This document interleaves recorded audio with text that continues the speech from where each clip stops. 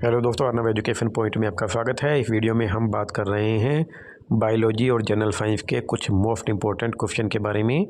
पहला क्वेश्चन है Klinefelter syndrome is denoted by, यानी कि क्लाइनफेल्टर सिंड्रोम को निरूपित किया जाता है। और दोस्तों अभी कुछ दिन पहले ही सिंड्रोम को लेकर मैंने वीडियो बनाए थे और उसमें इस बारे में आपको बताया भी था।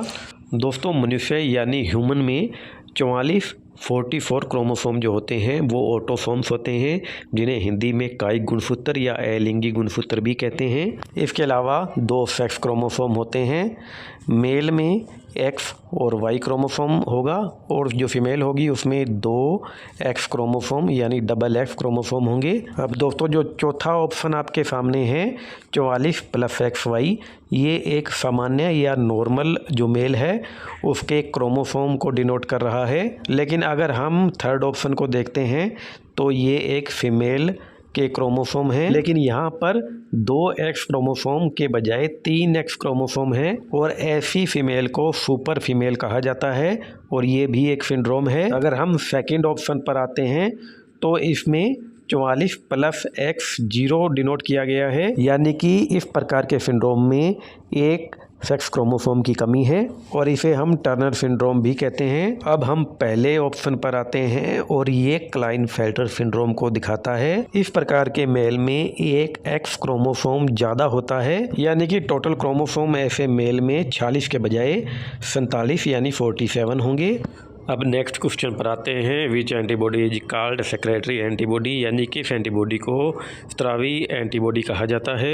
एंटीबॉडी को हम इम्यूनोग्लोबुलिन भी कहते हैं और इसको शॉर्ट में IG से लिखा जाता है। तो ऑप्शन इसी के अनुसार आपके सामने दिए गए हैं, IgA, IgG, IgM और IgE। इसका सही जवाब है इम्यूनोग्लोबुलिन A।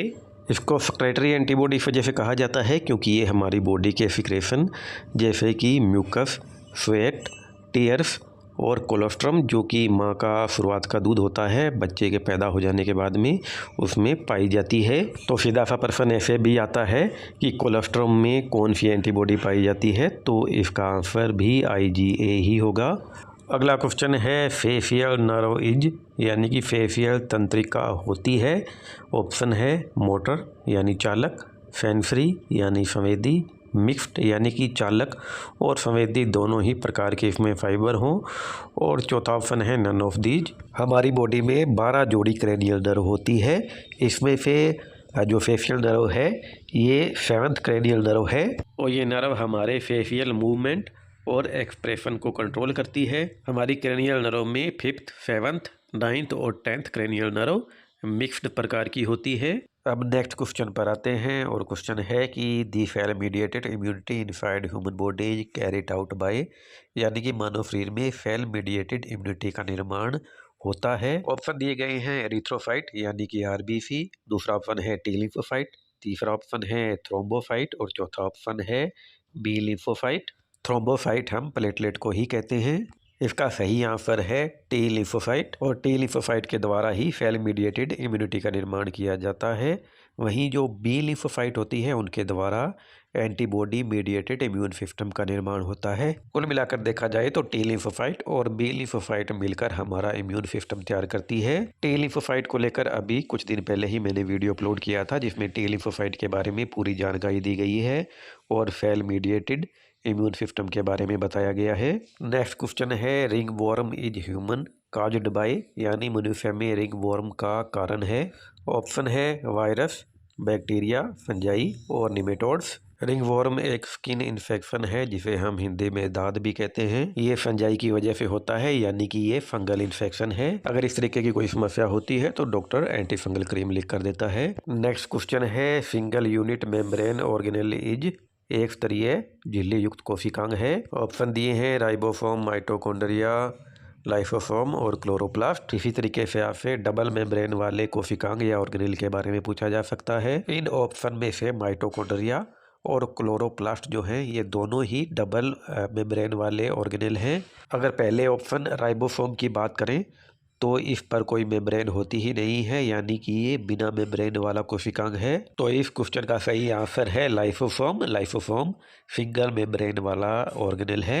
नेक्स्ट क्वेश्चन है DNA is not found in यानी कि डीएनए नहीं पाया जाता है। ऑप्शन है न्यूक्लियस, माइटोकॉन्ड्रिया, क्लोरोप्लास्ट और राइबोसोम्स। तो हम जानते हैं कि डीएनए मेनली न्यूक्लियस में ही पाया जाता है और न्यूक्लियस प्लांट और एनिमल दोनों में ही होता है। दूसरा ऑप्शन है माइटोकॉन्ड्रिया और ये भी प्लांट और एनिमल दोनों में ही पाया जाता है और इसमें भी डीएनए होता है। क्लोरोप्लास्ट सिर्फ प्लांट में ही होता है और इसमें भी डीएनए होता है। इस क्वेश्चन का सही जवाब है राइबोसोम, यानी कि राइबोसोम में डीएनए नहीं पाया जाता है।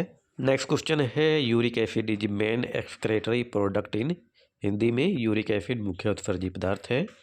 ऑप्शन है इंसेक्ट यानी कीड़े मकोड़े, दूसरा ऑप्शन है अर्थवर्म यानी केंचुआ, तीसरा ऑप्शन है एम्फीबियन यानी उभयचर और चौथा ऑप्शन है मैमल्स यानी स्तनधारी। इनमें मैमल्स में यूरिया मेन एक्सक्रेटरी प्रोडक्ट है। अर्थवर्म यानी केंचुए में भी यूरिया एक्सक्रेटरी प्रोडक्ट है। एम्फीबियन दो तरीके के होते हैं, एक होते हैं एक्वाटिक यानी जलीय, दूसरे होते हैं टेरेस्टेरियल यानी स्थलीय। एक्वाटिक एम्फीबियन में जो मेन एक्सक्रेटरी प्रोडक्ट है वो अमोनिया है, जबकि टेरेस्टेरियल में जो यूरिया जो होता है वो मेन एक्सक्रेटरी प्रोडक्ट है।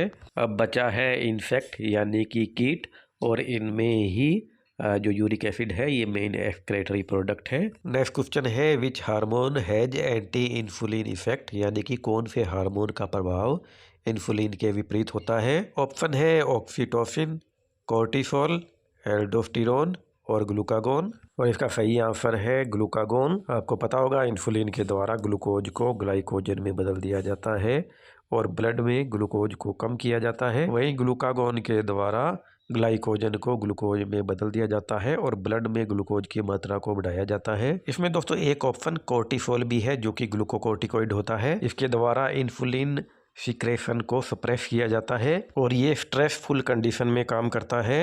अगला क्वेश्चन है जीनोम क्या होता है। पहला ऑप्शन है पार्ट ऑफ क्रोमोसोम यानी कि गुणसूत्र का एक भाग, दूसरा ऑप्शन है हाफ क्रोमोसोम यानी कि आधा गुणसूत्र, तीसरा ऑप्शन है टोटल डीएनए इन सेल यानी कि कोशिका में कुल डीएनए, और चौथा ऑप्शन है ए कंप्लीट सेट ऑफ क्रोमोसोम्स यानी कि क्रोमोसोम का एक कंप्लीट सेट। इसका सही आंसर है ए कंप्लीट सेट ऑफ क्रोमोसोम्स। जैसे कि ह्यूमन यानी मनुष्य के जीनोम में 23 पायर क्रोमोसोम होते हैं। क्रोमोसोम का जो ये सेट है ये जीनोम है।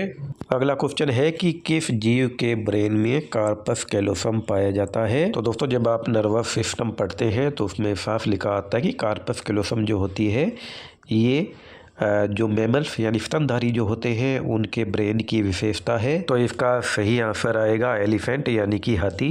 जो भी क्वेश्चन हमने डिस्कस किए हैं सारे के सारे बायोलॉजी के साथ साथ जनरल साइंस के लिए भी बहुत ज़्यादा इंपॉर्टेंट है। ये नीट, टीचर्स और लैब असिस्टेंट जैसे जो एग्ज़ाम होते हैं इनके लिए तो बहुत ज़्यादा इंपॉर्टेंट है।